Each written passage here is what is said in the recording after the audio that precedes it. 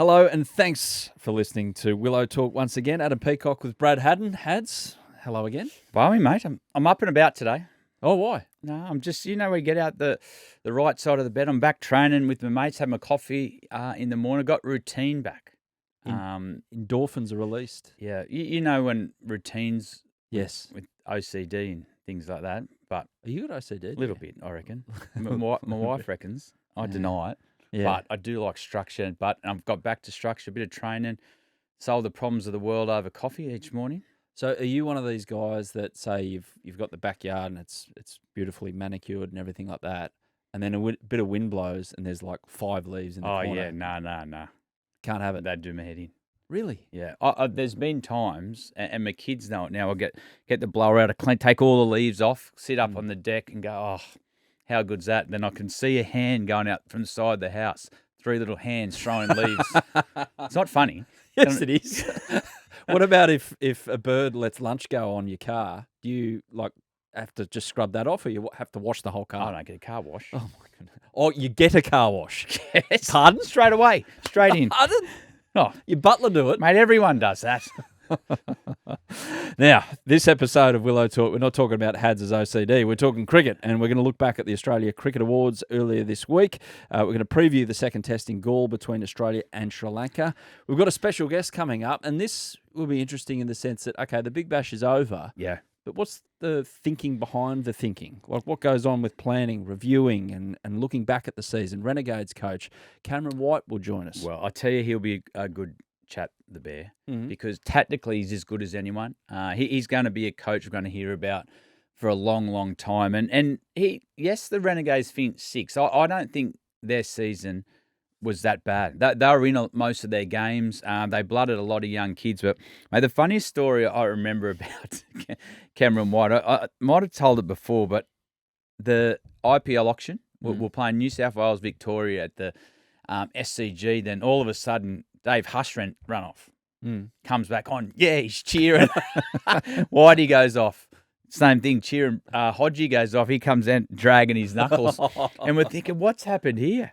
And what had happened, they were watching their online, their IPL results. Both the two went, I think Huss and Whitey went for me. And Hodgie, who dominated 2020 all around the world, one of the best 2020 bats we've ever seen, he didn't go that well. Oh, poor Hodgie. So, yeah, it's he'll be a good chat. He's coached all around the world. His assistant, he was to Washington with Ricky Ponting. They won the comp. He's been assistant at the Sixers, and now he's doing a great job, I reckon, at the Renegades. They're lucky to have him.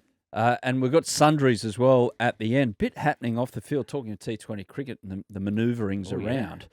Yeah. The investment in the 100, the franchises in the 100, there's a lot of movement there, especially from an IPL perspective, buying in there. I've heard whispers and from very good sources that it might not be too far off in Big Bash with outside investment into Big Bash franchises, which could change the game. Well, I reckon this is watch your space. I agree, because the numbers that have been thrown up over in the 100 are extraordinary. So I'd imagine Cricket Australia will be watching that really close. And if you have a look at our product, I think it was as good as it's been in some time. This year, the closeness of the competition. We come down to the last game of the year to know who was going into the final. So I reckon you're right. I reckon we watch this space, because the numbers been thrown around.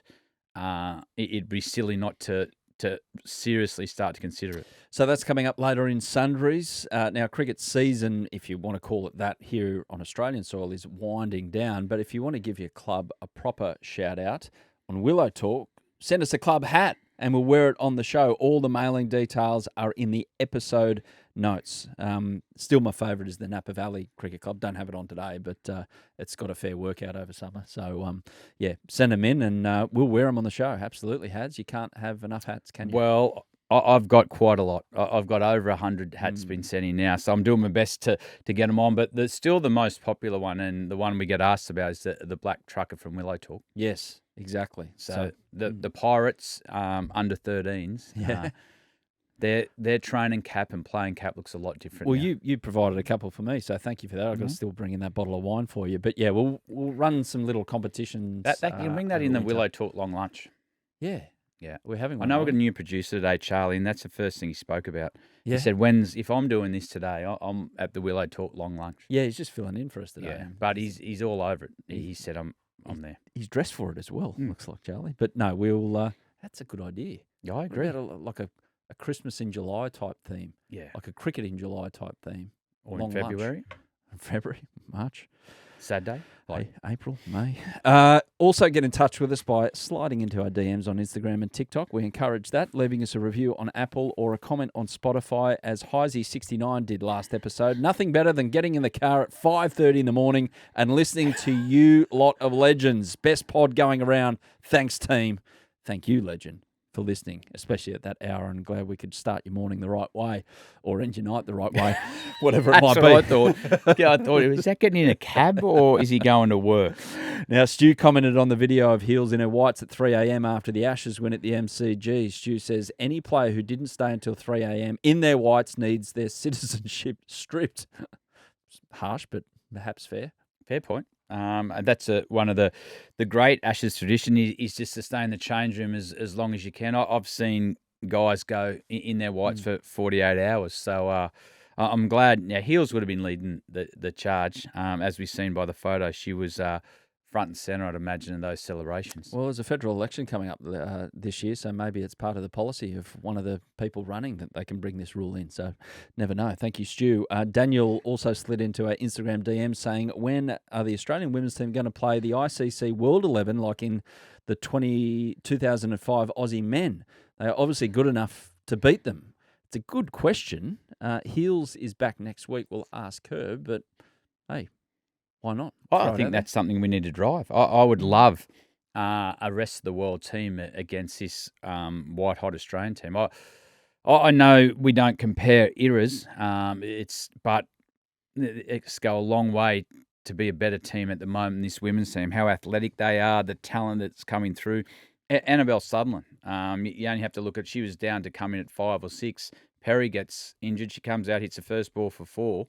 Becomes the first woman to get a name on the honours board of the MCG. So, yeah, I think we can campaign for that. So cricket's Night of Nights was held at Crown in Melbourne on Monday night and in the Australian men's team room at their Galle Hotel. It's a bit of a removal from what you're used to because, you know, everyone gets dressed up. The partners get to go. You get to have a good night and you try and do you play bingo on the table about words mentioned and people getting votes and all of that? Oh, I think the first thing you hope on a night like that is you're on Mitch Marsh's table. We'll get to Mitch in a moment. Well, if Mitch is there and Travis Head are on your table, you know you are having a long, long night. But I seen Mitch get interviewed. He is one of the characters of the game. But the other thing is the winner, Travis Head, getting interviewed the next day. Sunglasses still on. No. Mm-hmm. Next day? Big giveaway that the boys in Sri Lanka enjoyed that Allan Border medal rule. The win big. Or the Allan Border medal? Or I think it might have rolled into one. I'm not sure. But, Travis Head getting interviewed was you got to watch it. Yeah, so he won the Allan Border medal, Travis Head, as the top men's player in the past 12 months. The voting period was Jan 10, 2024, so off the Sydney Test last year to the Sydney Test this year, where Australia ran over the top of India thanks to the wicket, Scott Boland and Jasper Bumman not playing in the fourth innings. Head polled 208 votes. Josh Hazlewood with 158. He polled above perhaps expectations, and Paddy Cummins was third, 147. Travis is the first South Australian to win the medal across all formats. Head scored 1,427 runs at an average of 43 with 5 half centuries and 4 hundreds. Impossible to disagree with the 12 months that he had. Well, I don't look at the numbers there from Head. They're so impressive. 1,400 runs, 500s. Or I look at the way he got his runs. Mate, Travis Head is an out-and-out match winner. You just have to look at how he stands up in the big occasion. And there's no bigger occasion this summer, Adelaide Oval Test match. Australia are under pressure. You talk about players stopping you from mowing the lawn. He's one of those. You come from out the back at Adelaide, where everyone has the time of their life, and it's hard to get from the back to the front if you're nestling out the back. The Cooper's flowing. Yeah. But Travis Head's that player, and time again, he gets it under pressure, but he entertains. And I think he's also the character that everyone can relate to. He looks like a knockabout. We know he enjoys a beer, and I think he's a worthy winner. Tricky to get that balance right because you want to be the knockabout, but you want to be the elite athlete, and sometimes in the modern age that doesn't exactly marry up. What about when you realised? Can you remember a time when you realised, Travis Head is actually a rare talent? I can remember an innings he played in, I think it was Marsh Cup then, at Karen Rolton Road, where he just belted. I think he took out about 4 cars in the car park. It was like 220 in a one day. Was it then, or was it another time when you first saw it? Well, mine was in Big Bash. Oh yeah, yeah. It was I think a New Year's game, and he got 100 against the Sixers. They were gone. Strikers are gone. Sixers about to win another game before Travis Head came out, and he got 100 off. Not many balls. He hit, I think, the last ball of the game to bring up his 100. But what I like about him, he wins your matches. And what he started to do is do it on the biggest stage. He's done it in a World Cup final, World Test Championship. He's done it when the series on the line here in the Ashes and against India. So I like that he's found that part of his game. A lot of it's got to go also to the coaching staff as well, because when you got a player like Travis Head, he can be an interesting one to coach because you don't want to coach that larrikin out of him because larrikins are the ones you want in your team under pressure. And they've found a really good balance between allowing him to play the way he plays and tighten up his defence and making sure he understands big moments. So he's a great winner. I think everyone in Australia thought Travis Head should get it because Travis Head's got a bit of everyone at the pub in him. Yeah, he does. But he goes out and bats. You feel like when he walks out, he's like the no shit's given. I could use another word there, but you know what I mean. Like he goes out in the middle as if there's no consequence. Yeah. But there is. Yep. Surely there is. Like deep down, I don't know how many players you've come across where it looks like this guy's just gliding across the water. This is a grade cricket game to him. It's not a game for Australia. But deep down, I don't know where in Travis it's churning and the guts are turning or whatever, but he doesn't show it. Well, he doesn't show it. And as I said before, the reason it's so good, he does it in all the big occasions. And that's why he's a medalist.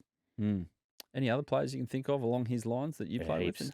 Heaps. Like David Warner was one of those players who entertained. Mate, you had Haydos, Gilchrist, mate, even like Mark Wall, those guys under pressure, they just went out and played a style of game that it looked like the situation didn't matter. They just took the game on in that moment. They made it look a lot easier than everyone did. But a lot of those players that play like that are rascals, and you want rascals in your team. I know in the modern day it's very structured with your high performance, your recoveries, the way you train.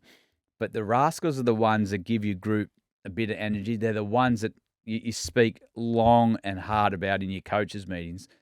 But they're also the ones when the game's on the line, you want them in your team because they just walk into the fire. They don't second-guess anything.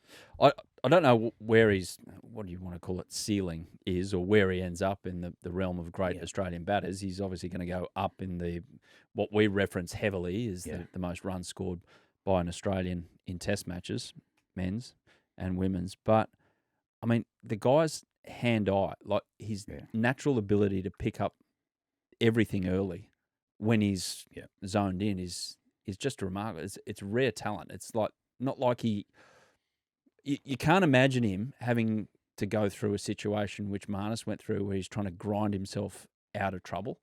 He's just going to hit himself out of trouble. Well, what he does now is he backs his own game style. I think when he first came into Test cricket, he tried to play what he thought Test cricket wanted rather than play what got him there and what Travis Head was good at. So he's come a long way. As you said, it looks different when he comes out to bat, but he's worked a lot of hours to get away from playing how everyone else wanted him to playing his style. He is absolutely, and I know he might not like these references, but it's not Booney Mark II, but it's the modern day. But it's a Booney with a modern day twist. Yeah, like even for when he lifted the bat the other day with the baggy green on for the 50, it's like, holy shit, I've seen this before in a different kind of way. The catch he took Yeah. The one, first thing I thought of was Booney and the hat-trick ball at the MCG with Warney. It's like, this guy's doing amazing things at short leg as well. Well, he's the guy in the pub that everyone relates to, and that's why he's got such a following. Yeah. Are you the guy in the pub that everyone relates to, or occasionally? Depends when you smoke bomb. I never say goodbye. Noted smoke bomber, by the way, everyone out there. Mate, everyone is that. You must do that if you're on a night out, and I've got a rubber arm. So if I say about to say goodbye and they say one more, I will have 30 more. So I'll just say, you know what? I'm gone. That's the difference between me and you. I don't have nights out. I don't have mates. So there you go. That's a bit harsh. You're normally on the Katila.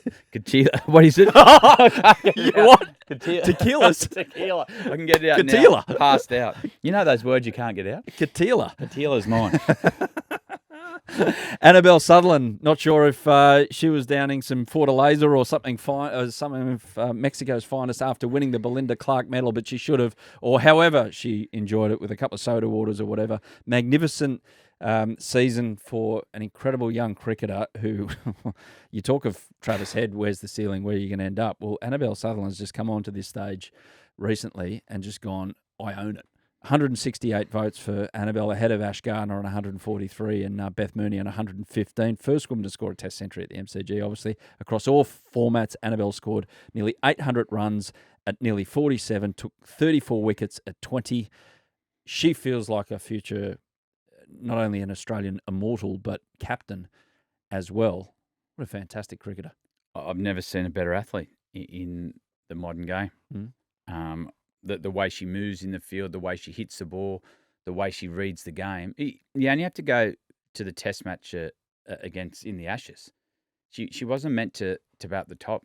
Got an injury. She said to the captain, "I'll bat 3." She's dying for opportunities, and this is not going to be the last time she wins a Clark medal. She's absolutely rock star. The way she plays, how much she loves playing for Australia. I even her to get interviewed, and she said, I want to see women play more on the big grounds. And if she keeps playing like this, so do I. Yeah. She's an absolute superstar of the game. I don't know what the ceiling is there because I've never seen a better athlete come through in the women's game.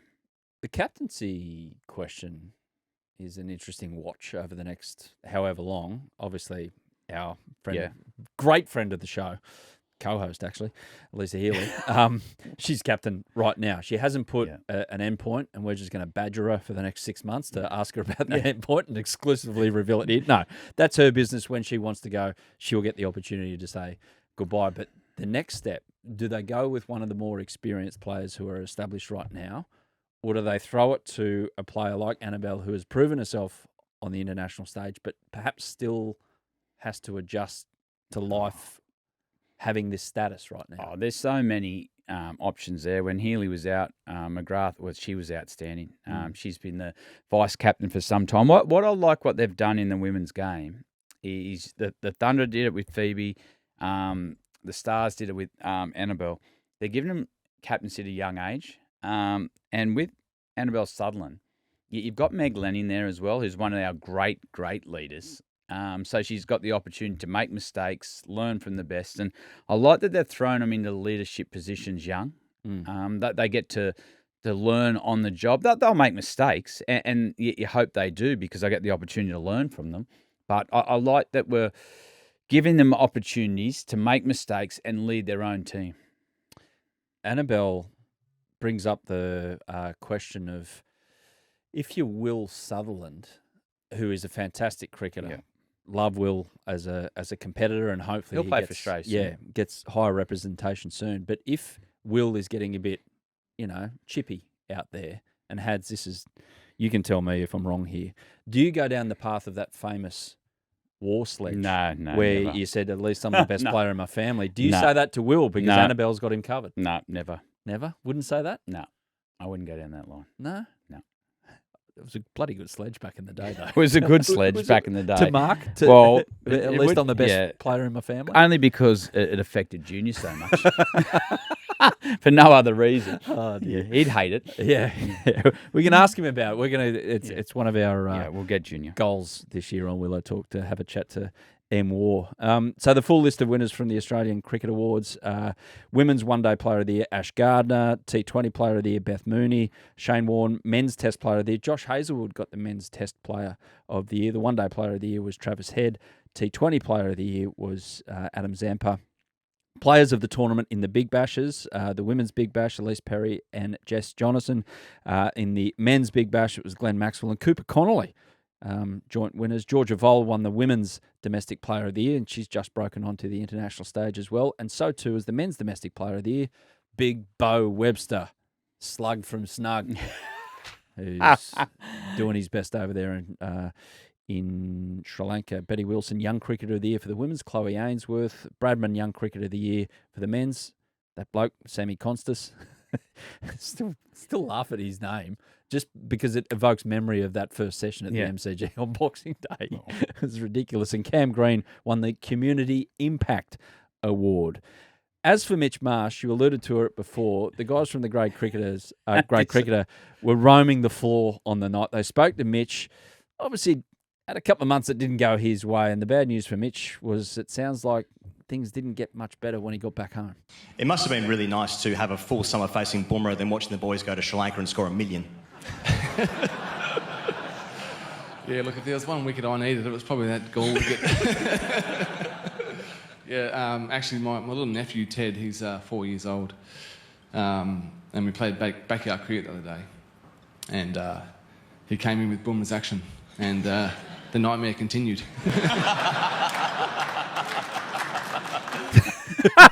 So he's copying it from everywhere, Mitchell. I tell you what, I reckon Mitch would have got the ball in his hand, and this is where his back injury might have come about. I reckon he's bounced his nephew. I reckon it's your turn to bat now, and I'm going to pretend to be Brett Lee. Who doesn't love Mitch? Everyone. And he is welcome to a Willow Talk long lunch anytime. Oh, I tell you what, mate, at the Knights Allan Border Medal, you want to be right next to Mitch Marsh. He's the guy. Yeah. Let's get to our second test preview. It starts today. So if you're listening to this on Thursday afternoon it's already started. So wipe away everything we try to predict here. Having a look at what happened in the first test, that pitch would have had to have undergone some serious work. You're under and you mentioned this the other day, Hads, that you're under the impression that it is going to turn sideways from session one. I think they're going to leave this wicket up to luck. Yep. I think the ball's going to do tricks from ball one. The finger spinners are going to play a huge role because I think Sri Lanka's best way to get back into this series is to get a wicket that leaves a lot of luck. And that's what I think we're going to see. Australia were dominant. If you look back through the game, it was actually nearly a perfect game for Australia. They got 600 on the board. Their spinners did a good job. Everyone contributed when they had to. Smith was great tactically. But the only way Sri Lanka can get back into it is if the wicket plays a lot of tricks, and that's what I think is going to happen. Oracle, Hads, pat yourself on the back here. You called it, was it 4 weeks ago, I reckon, or 3 weeks ago when we started to look forward to the Sri Lanka series. You said, take Sam. He's not going to play. You said Head and Khawaja will open, take Travis out of the middle order. We'll get to that in a minute, exactly where and what happens post-Sri Lanka. But take Sam, then bring him back for a Shield game, which is turned out to be the plan because he's going to play for New South Wales against Queensland at the Gabba starting on Saturday. Now, outside looking in, you'd go, what the bloody hell did you take him all the way that for? No, it's the right move. You've explained it a number of times. But just go into little details about, for instance, when he was sitting there after getting dropped, in inverted commas, for Travis Head to go to the top of the order, sitting there watching that first test. What's he taking out of that experience at the ground? Yeah, well, at the ground, you're taking out the experience of how to play in these conditions. So what would have happened in the weeks leading up to that? They had the camp in Dubai where they would have spoke about understanding your game style against spin, different areas to score, trusting your defence when the ball's doing something. So take it to the game there, and Sam's sitting there, would be sitting next to Andrew McDonald, Dan Fedori, Marnus, Steve Smith, Aussie, all those players. And then the conversations start naturally about, what would I be doing here? And looking at the way Sam goes about his work, he looks like a hard worker, thinker of the game. And he would have been thinking, okay, this is what I'd do in this situation. That's the feel they have. So he would have been learning the whole time. But on the other side, he's 19. He hasn't played that much first-class cricket. So, yes, he's had his learning time. Now go back and put into play little things you learn. And what little things I mean there is the intensity that Australia train at, the hunger these guys have to be the best each day. So now we want you to take that to state cricket and now dominate. Taking everything you learn about being around, go to New South Wales and dominate your performance. Get 150, get big scores, win games, and that's what the learning Sam would have got. So he's got more out of it than a few thousand frequent flyer points and a newfound love of Sri Lankan cuisine, perhaps. Well, I don't think he found a love of the food. Oh. Because I heard he was no good for majority of the Test match. Ooh. He got his first dose, it sounds, of Delhi Belly. But that So he situation, had the tracksuit on, not the whites. yeah, I wouldn't have the whites on. But that situation with Sam, that's the same with Cooper Connolly. Yeah. He's a bit older, but he could come home in the next couple of days too. Once the Test match starts as well, because mate, these kids that would have had great learning. And now you just want them to take the learning and pile big numbers. Get big numbers for WA. Get big numbers for New South Wales, South Australia, whoever you're playing for. But I like that they've taken them and given them exposure of the standard that you train at. This World Test Championship in the middle of the year, there's a squeeze on. There's a like it's like a highway, 5 lanes going into 3 all of a sudden, because someone's going to get popped out the other side and not be happy about it. Well, I'd imagine. Like, surely Travis Head goes back to 5. 100%, straight back to 5. So Josh Inglis, if he tons up in this second test, he looks at it and goes, "What have I done wrong?" Cam Green comes back from his back problems. What have I done wrong? Marnus is there. Looks like he's turned the corner with his form. Steve Smith. Yeah. Uzi's just scored 1 million over in Sri Lanka. And one of the best players in the Sydney Test was the Slug, friend of the show. It's a great position to be in. Yeah, if you're not the guy making the decision. Well, the guy's making the decision. These are decisions you want to make. And what it shows is your development and your planning with these big series are spot on. And little moments are already happening for the Ashes with planning. Look at Jai Richardson. He's gone in for surgery, and my understanding is that he's going to be right for selection once the Ashes come. We couldn't keep him playing with the way his shoulder was. It was too much of a risk, but you need the quicks available come an Ashes campaign. So that all these conversations are great ones. As a selector, you want it to be uncomfortable around the selection table because you're doing things right. And the reason you're doing things right is because you've got guys performing, you've got guys that are hungry, that want to be a part of this Australian team. They're building to some pretty great things. There's only a couple of things they haven't ticked off. It's a watch this space, giving us something to talk about over the next how good is it? Couple of months. Travis Head reckons that Sam Konstas is going to open in the World Test Championship finals, and obviously Konstas, Green, all of that, it's all up in the air. It was interesting the other day when we put up the social clip of me saying that I can't remember the selectors getting anything wrong. Absolutely smashed. How good's that? So Ash Jono, it's the first comment there. He's got 53 likes, so he's got some friends here. Opening Steve Smith, dropping Head in India is still mind-blowing. Debuting a bloke who doesn't open against Bumrah, picking Hazelwood injured. Okay, opening Steve Smith. I couldn't see many others put their hand up. It was either that or Cameron Green, but they didn't want to do that because they had him at 4. Learn not to bite back. No, I'm going to bite back here. I've got the final say, Bradley. Before I got hammered again next social media things. Dropping Head in India, that I agree with. Yeah, I forgot about that one. Fair play. Debuting a bloke who doesn't open against Bumrah. It wouldn't have mattered if we put Donald Bradman in up against Bumrah. He would have struggled the way he was bowling in that first innings. Especially now. I'm enjoying this. Picking Hazelwood injured. I didn't know he was injured. Anyway, Barefoot Technologist says, this is just opening this. I'm opening this page up just for the abuse, the comments. Laugh emoji. Warner's farewell tour, massive L. You had to keep picking him. So that's the beauty of it. Everyone has an opinion. My point stands. The selectors haven't balls things up. I just didn't get the hammering of the selectors before the test match. What I enjoyed the hammering was of you. That's fair. Yeah. I don't mind. And I don't think there's been enough abuse. So if anyone comes up with anything else, feel free to drop us a line, because I like to see Adam squirm. Mate, I live in a house with basically 3 teenage girls. You reckon I don't cop enough abuse on the home You drink front? that tequila a lot, don't you? Katila, whatever you call Katila. it. Yeah. Anyway, Steve Smith. Yep. Quick one about him. Wanted to go longer on this, but I'll just kind of...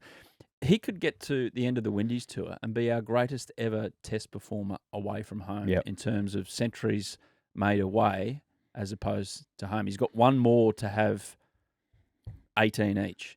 Alan Border, Steve Waugh were the only 2 men's cricketers to have more centuries away than home. And this is the best of the best. Is he our best foreign conditions batter? Well, how I best describe that is you just spoke about Alan Border and Steve Waugh, 2 of the icons of our game. We know what Tugger's done for the baggy green, how high he put it right up the top of the ceiling.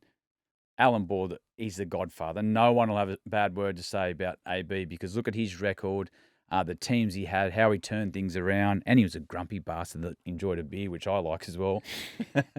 But you're talking about Steve Smith taking over of 2 icons of Australian cricket, and that's how far he's come, from the young boy from Sutherland who started as a leg spinner. And I've said it before about him. His biggest strength is his ability to trust what he's doing. It was different, and he should be in those conversations now. He's that good. We've seen it time and time again. We've seen it again against Sri Lanka. We've seen it in India. We've seen it in England, where he came back from his suspension and got 100 in both innings. And I thought he couldn't play any better than that, but he's starting to show that he can. So he deserves to be in the conversation with those guys. I'm with you about Alan Border because of those teams that he played in and the teams that he played against. Yeah. Like he was scoring runs against the Windies when they were great. Yeah. When Australia were getting pumped. Still remember that Ashes series in 86, 87 when we got pumped and AB was about our only guy. But to do that away from home in that era was nothing short of remarkable. West Indies, he had to do it against the West Indies team. And Steve Waugh got the tail end of the Windies being great, but morphed into India awakening as a giant, and obviously got it done in Ashes, especially away from home early in his career, where he just there was one Ashes series 89, he just scored for fun. So to be in that realm. Just look at Steve Smith though. Imagine how good he would have been if he concentrated fully on batting as a developing player and none of this leg spin stuff. Well, I think he did. You reckon? Yeah, I think leg spin was just natural to him. Yeah, okay. And he just, do you want me to bowl a wrong one? I'll just bowl a wrong one. Do you want me to do a flipper? And that got him recognition early. Yeah. But I just think he did that because he naturally could. He was that talented. And he always knew deep down that I want to be a batter. Well, more history perhaps on the way for Steve Smith in the next few months. Sri Lanka, quick one on them before we round out our chat about this. We'll get to drinks break in a moment. Cameron White on the way. How the hell do they turn that around? Can they? First, they've got to play catch. That's the first thing that they need to do. And catch the ball if it's in the air. If it's in the air, you catch it. You don't let it hit the ground. And the other thing is, I just have a feeling this test match is going to be down to a lot of luck. I think the wicket, I think we'll be talking about at the end of the test match. I think Australia will be way too good. That they'll outclass them no matter what surface you give them. But I think Sri Lanka are going to play some tricks with the surface. That's what I think we'll be talking about. Australia 2-0 because they're just so good and they've got all bases covered. They're playing well. They're in too good a form. The spinners have been outstanding, and you got Mitchell Starc to get a couple of wickets with a new and old ball. They'll do it, but we'll be talking about the surface. If we get beat by 10 wickets, I'm playing all of that next week. And if we don't, everyone, can you abuse Adam again? Again. Drinks break. Cameron White on the way.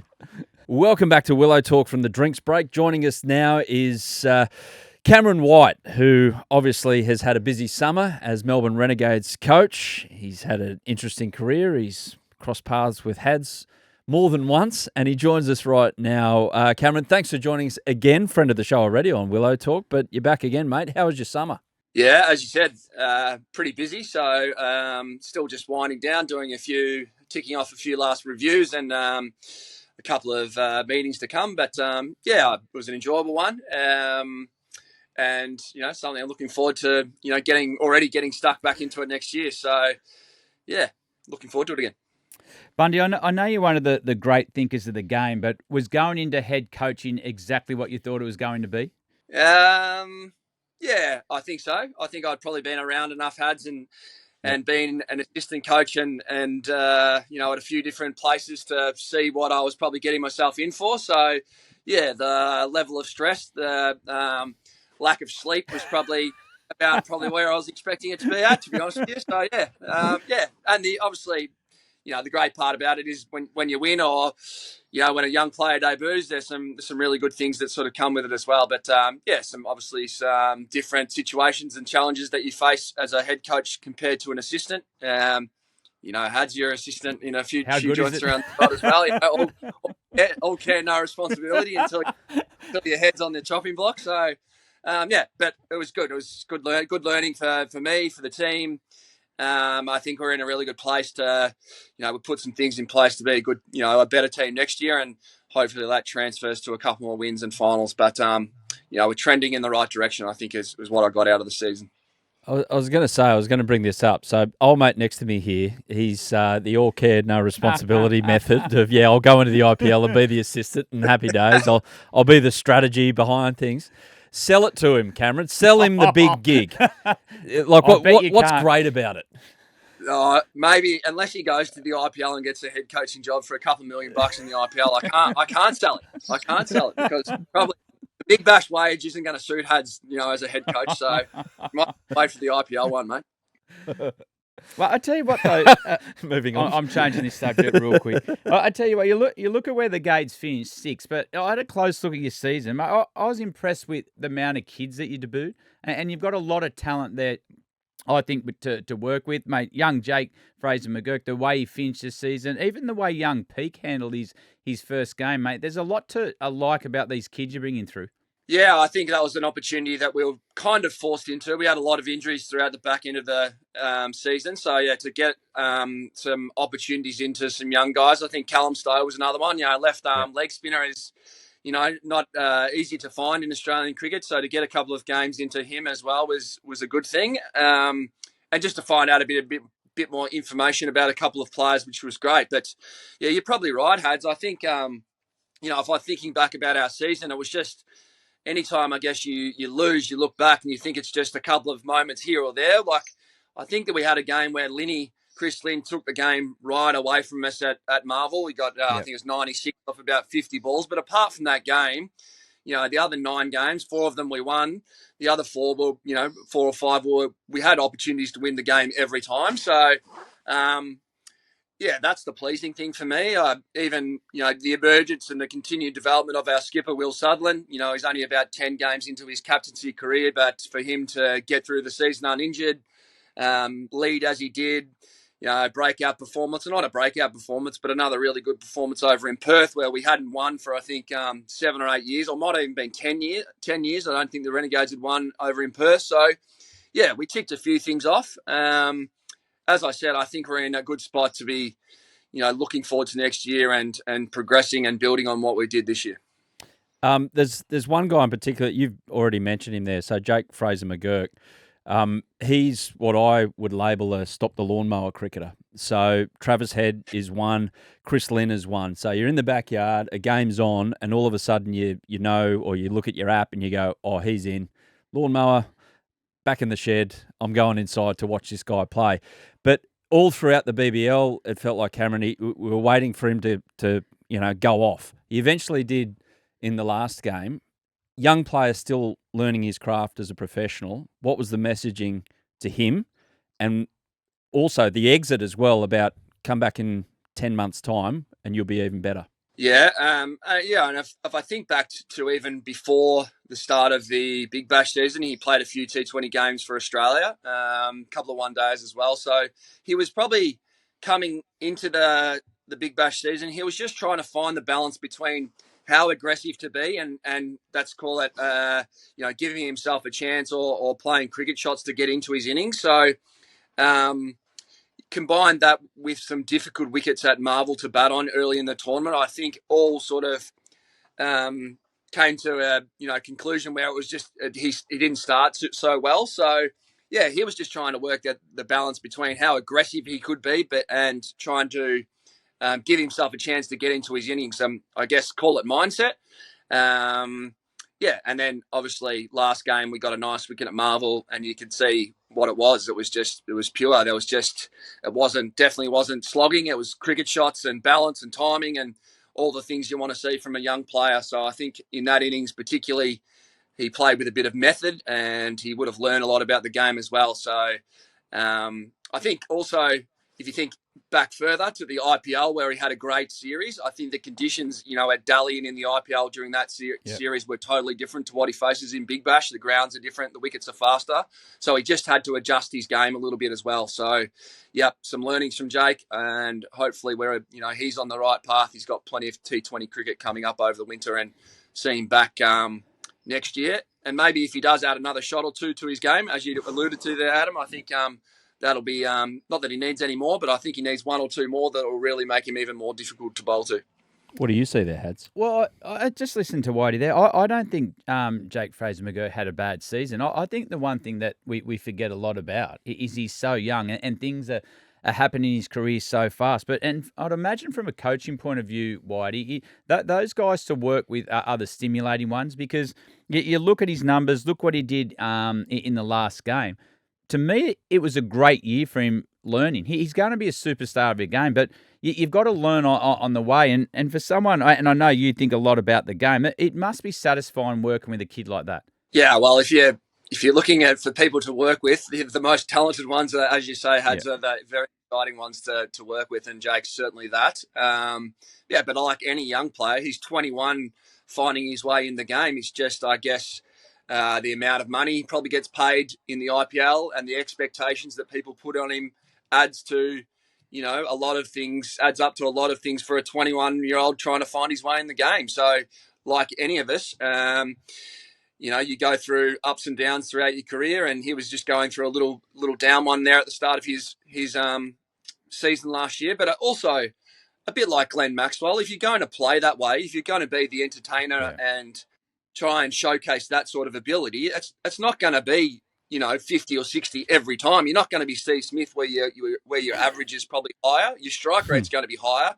You're going to be more entertaining, and the lawnmower's going to stop more often. So that's where we're at, and no one wants to take that. No one wants to change Jake's game. It's just trying to, probably is just trying to make him a little bit more consistent. And what about the Ashes coming up? We had a close look at Jacob Bethel. He looks like a cricketer of some talent for some time. Yeah, I think you can understand what we sort of saw at the Renegades, why Brendan McCallum and the English camp have sort of really, elevated his progress super quickly, because, three-dimensional player, super, like Jake, really, super talented. And he's only 21 as well. He might have just turned 22, but he's a real pro already, Hads. And Adam, I wouldn't call him inexperienced. Like, he's taking notes in the change room, writing things down, talking about the game well, really structured in his preparation. So, as soon as he sort of walked in and first 5 minutes in the building at Marvel, I sort of understood why he'd been elevated so quickly in the English camp. So, definitely one to keep an eye on for, probably 21 next 15 years, I guess. Well, tell me about when you see someone like Jake. That's obviously a lot on your recruitment team, because on the outside you look, okay, he's 21-year-old cricketer. We haven't seen a lot about him, mate. We know his talent. We've seen how talented he was in the New Zealand series and with you guys, but where does your recruitment start with that? Have you got scouts over in England, or is that just your experience playing overseas? Oh, you try and pretty much probably like you do for IPL, you try and draw on all areas of around all people around the world to try and find your players. But between the coaching staff at the Renegades, and I think what narrows it down and helps is you're looking for a skill set. We wanted a left arm batter who could bowl some left arm orthodox. So that narrowed it down to about 4 people in the world. So Jadeja wasn't there. Yeah, and we couldn't get Jadeja exactly. So, and then half of them are either playing, Test cricket, SA20. So you're left with about 3 players. So, and then you try and work out whether they're available. It narrows down pretty quickly when we know that Big Bash sits in a pretty tight window. I think even next year, SA20, the South African T20 comp, has been brought forward. So that makes it even tighter again. So already we're thinking about, how do we find the right skill set for the players we need from an overseas talent pool, which might be even smaller again, or a different window at least anyway. Yeah, it looks like as you said, with the SA League, the talent pool can become smaller. Have we got it right here with the Big Bash with the draft? Is it something that, from your point of view, you'd much rather back your recruitment team and go out and get the players you want, or are you happy with the way the draft's set out? Look, I think every team would probably say that if you just give us the salary cap for the overseas players, we'd like to just go and sign our 3 players. But at the same time, also understand that there's more to that than just, there's other things that go into the draft where it's, it's good for the competition.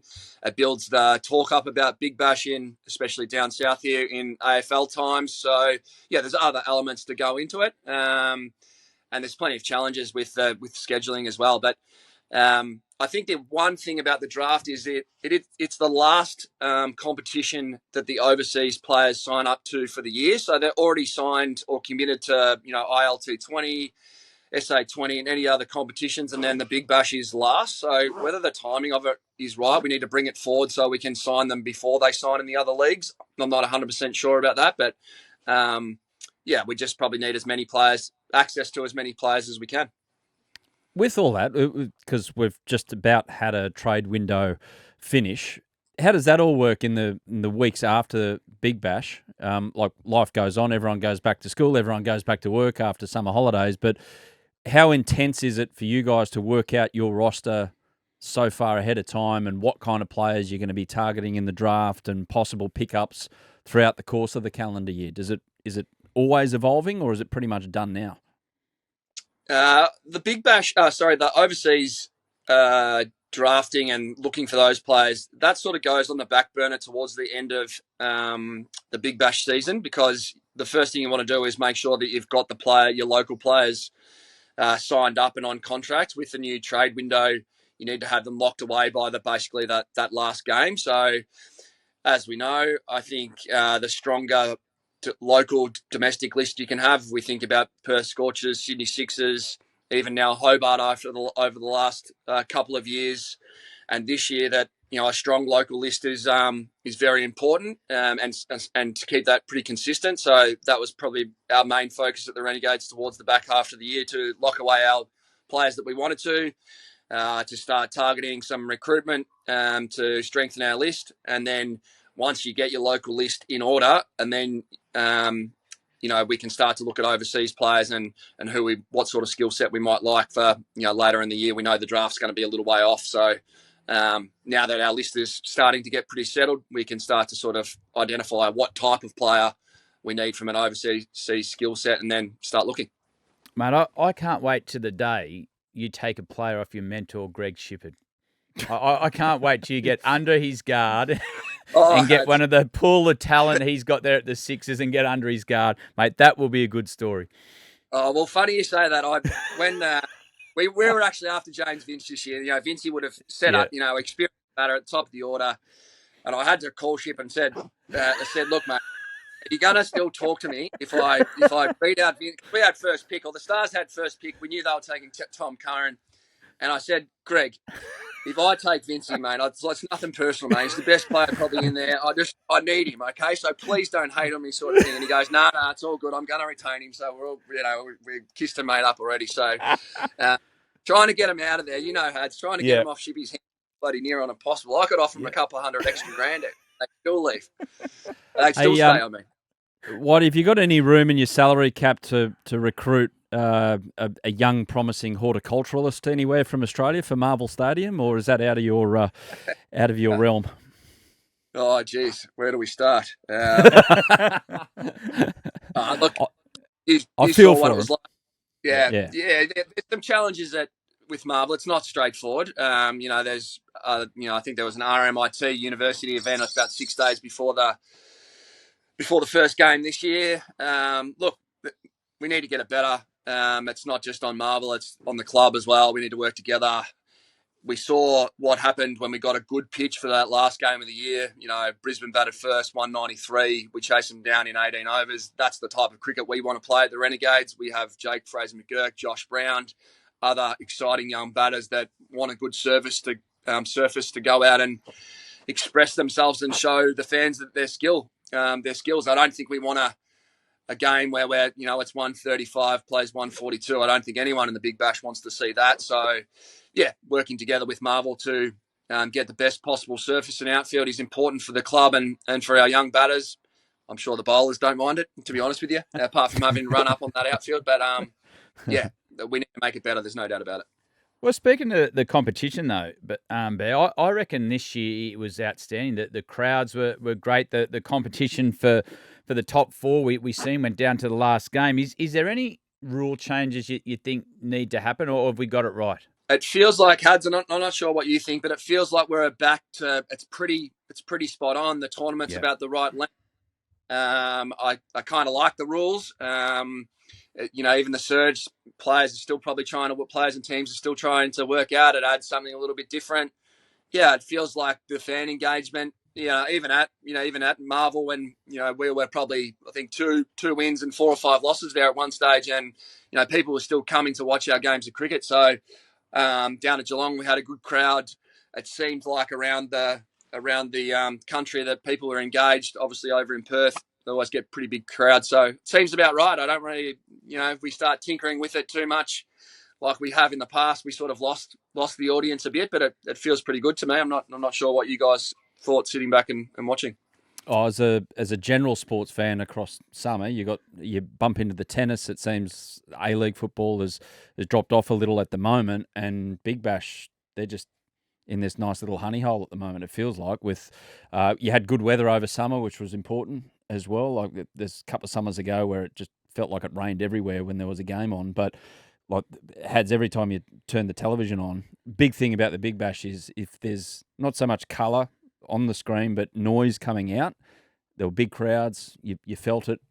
It elevates the whole thing. Yeah, I think from a broadcasting point of view, I think the product was outstanding. Competition on the field was high class. The exposure you got and the insight from coaches like Cam and all across the board was something other sports can have a good look at. But I think that power surge has added a really new dynamic to the game. I think you could look at that in other leagues, the way teams play the first 4 overs, and you can be actually out of a game. And strategically, if you take it at the right time, I've seen the Renegades do it against Perth, and all of a sudden the game changes, can go both ways with wickets or runs. But I think that power surge they should look at playing in all over the world. I think it's a great addition to the sport. Yeah, it is good, Hads. I must admit, as a coach, when you've got the game sort of on your terms and you should be winning, you've got the power surge and you're like, Jesus, we've got this, but now the surge. So it does allow the team behind, if they really nail the surge, to get back into it.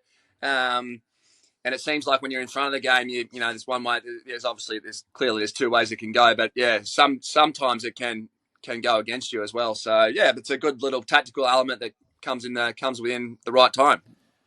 As a proud Victorian, is there any part of you that takes immense satisfaction in the fact that the Melbourne Stars are the only ones without a title now? Oh, geez. Well, I was part of that for the first 5 years when we should have won probably 2 or 3 of them. So I'll probably use my words. Yeah, made the semi every year for 5 years in a row and couldn't win one.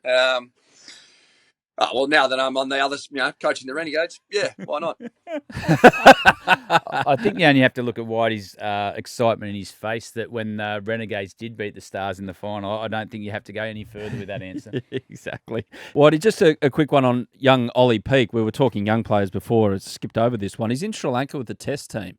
So what does that do for a player like him, having got to know him pretty well? Yeah, I think that would be just giving Ollie experience what it looks like in and around the Australian team. We actually did something very similar with the Renegades before he was added to our list. We knew that there was a fair chance that he might come onto our list later on in the season if we had an injury.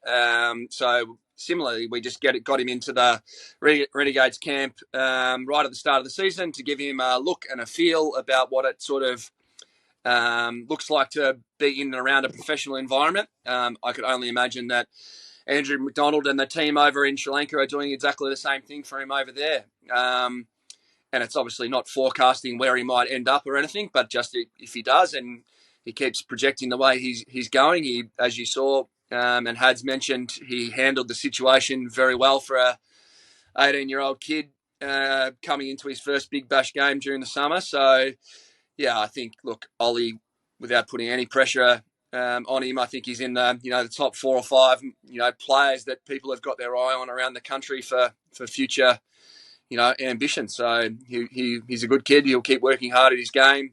He needs exposure from Victoria to get cricket, which is no doubt coming in either one day or Shield cricket sort of, or second 11, whatever it looks like for them. And he's on his journey. He's a good player. So that's the future. Before we let you go, it would be remiss of us here on Willow Talk. We love our trips down memory lane. We're going to go back. We could go anywhere. Like last time we had you on, Whitey, you explained in great detail how you got the great Sachin Tendulkar out, and Hads was out there that day as well, and it was immense. He just bamboozled the guy. But I want to go back to your first one-dayer in New Zealand, Wellington, 2007. So. Yeah. Mike Hussey, captain. Yes. Hads, you missed out with the bat. Whitey, at least you got the double figures, but in a way you missed out. Shane Bond ripped through you and you got beaten by the Kiwis by 10 wickets. Now, Hads has blocked that from his mind. They've gone in there and surgically removed that memory from his frontal lobe. So he can't remember anything about that day. Can you? Oh, that's good, actually. I thought my first bat in my first game in New Zealand, I got a golden duck and Chris Martin got me out, actually. So you might have to check your figures there. So anyway, I'll take 10 or 11, whatever I got in that particular game. But what I remember about that game, Shane Bond bowling like the wind, I reckon. Yeah. Had that one big, obviously back big in swingers. Obviously, we lost the toss, sent in on a day game, and Bondy ripped through us. That's pretty much what I remember from that game. I think the most amusing thing about that game, was it Mr. C's first game as captain? Poor guy. I think I remember everyone sitting there and how intense Huss was, and he gave a great speech about playing for Australia, getting the opportunity to captain. Then we got beat by 10 wickets. So I think we found some humour in that. Yeah, I think we're in the days post that. I think we remember that might be the end, just giving Huss a bit of grief about the end of his captaincy career. So yeah, I can distant memories. All right, more important things. I see the carnival, obviously with the Big Bash is over, but Group 1 this week, first Group 1 back in Melbourne. Mr. Brightside a chance. Yeah. Have you had a look? always. I would assume that. I think Mr. Brightside's like $2.20 favourite again, isn't he? Is he won it the last 2 years first up? So no doubt the getting older though. Are you in Mr. Brightside? Are you? No, but he's a good horse. No. Oh, okay. If you need a tip, every Geelong Cup day, just a little message out to Bundy. I tell you what, you normally get a good one. I've been to Geelong Cup, and I have never seen anything like it in my life, and never will again. I don't think that is an extraordinary day of just. As a social experiment, as much as anything. It's just amazing. It's a good day. No, sorry, Whitey. I thought when Hads mentioned there, I thought you were in Mr. Brightside, because it feels like every time Mr. Brightside wins a race, and for our international listeners, this is a very good horse who runs at the top level here in Australia in horse racing and wins Group 1s for fun, that half of Melbourne is in Mr. Brightside. The ownership group is that big. But Whitey, you're just obviously a fan of the horse. Yeah, no, I have heard the ownership group is into the hundreds or something like that. So no, unfortunately, I missed out on a share and missed the bright side, but it would have been handy. Oh, well, to continue your path of maybe buying into a very good horse one day, you're keeping busy by coaching cricket. You're off to the US again in 2025? Yeah, I spent the last couple of years in the first 2 years of the competition in Major League Cricket as a with Washington Freedom. Ricky Ponting was the coach there last year, so I was assistant coach to him with in conjunction with New South Wales Cricket. So that is a emerging competition, which is got a heap of interest over there. Most of the games are played in Dallas in Texas and up in North Carolina. So, looking to get back over there again this year. Third year of the competition. I think a slightly longer competition and, with a view for a couple of new teams to come in a couple of years' time. So, it's definitely a comp to keep an eye on. Travis said Steve Smith played for us, Glenn Maxwell last year. Pat Cummings played for San Fran. So, some of the biggest players in the world play in the competition. So, flies under the radar a bit, but it's a good comp. So it's not a flash in the pan thing that has come and then in a few years' time they're going to go, you know what, this ain't really working. We'll divert our funds elsewhere. This feels like it's here to stay, this American T20 league. Yeah, as you can imagine, in America, there's some really big players involved in the ownership. I think there's people from Microsoft and some of the big software and tech companies in America. So it's very big money. And the interest, I think, around the world to be involved in the competition is pretty high. So, like all these competitions, it sits into a tight little window. I think it's just before the 100, just after the IPL. So as long as they, I guess, don't make the competition too long, where the players feel as though they're away from home too long, I think that'll be one of the keys to the competition. They obviously have to pay the players the right amount of money and improve the grounds, and the competition's there to stay for sure.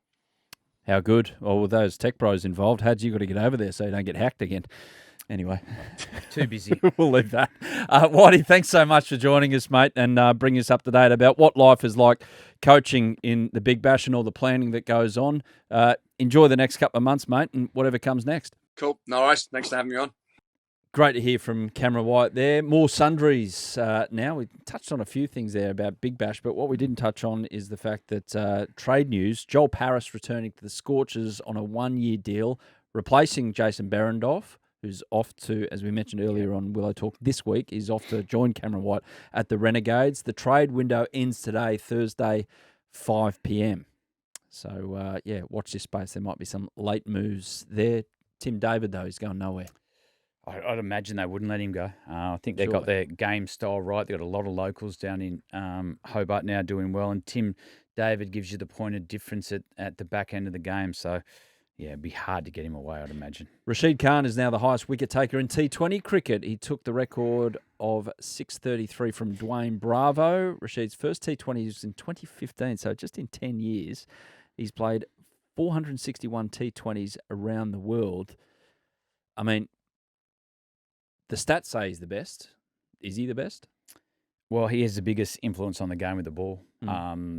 Teams, there's tactics at times to teams where your meetings about how you get through Rashid Khan.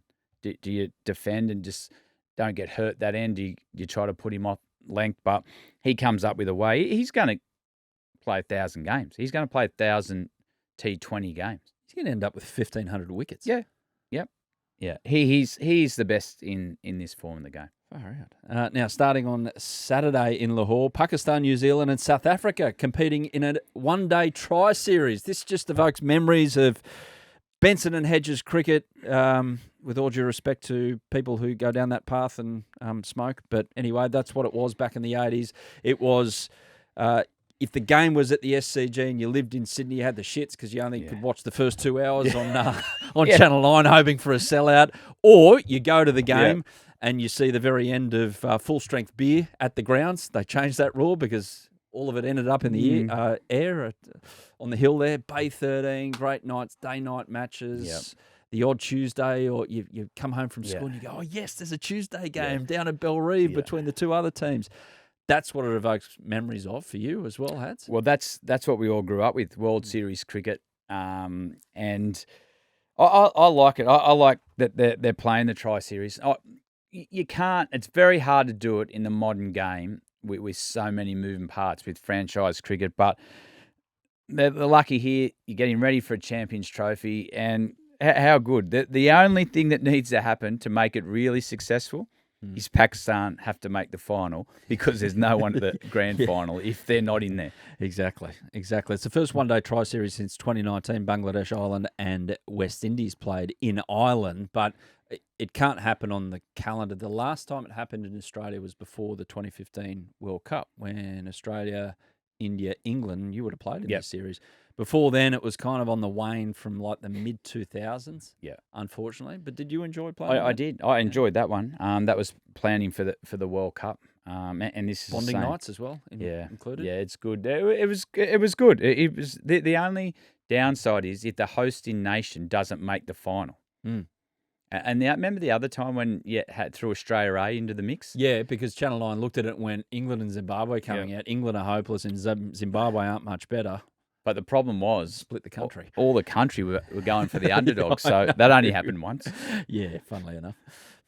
Now, the 100, more like the millions. The 100 franchises are being sold off for big coin in the UK. Silicon Valley Tech Consortium paid nearly $300 million for 49% of the London Spirit. That's the one at Lord's. Owners of Lucknow Super Giants in the IPL bought 70% of the Manchester Originals for $150 million. As mentioned at the top of the show, I've heard whispers from types around the place that it's more likely than not, I would say, in the not too distant future, that there'll be similar kind of investment in Big Bash franchises. Well, we pride ourselves on having the best domestic comp in the world with our 2020 comp when our international players. So imagine on the open market what the Sydney Sixers, Perth Scorchers would go for. So I'm with you. I think those conversations have to start to happen, because the numbers that you're throwing around, 300 million for 49% of the London Spirit. Yeah. What are the Perth Scorchers going to go for? Yeah, exactly. Oval Invincibles were bought into by the Mumbai Indians franchise for 49%.